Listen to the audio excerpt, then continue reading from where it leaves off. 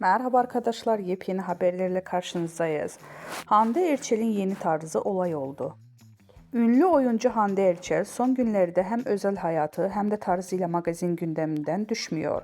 Hakan Sabancı ile yaşadığı ayrılığın ardından yeniden objektiflerin karşısına çıkan Erçel, yüzü olduğu markanın düzenlediği özel davette ev sahipliği yaptı.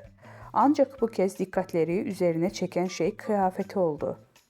Hande Erçel'in daveti için tercih ettiği sade ama iddialı kombin kısa sürede sosyal medyada gündem yarattı.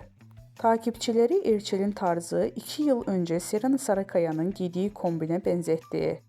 Kimi kullanıcılar ilham almak normal derken kimileri tam kopyalamış ifadelerini kullandı. İki ünlünün ismi stil benzerliği magazin sayfasında da geniş yankı bulundu.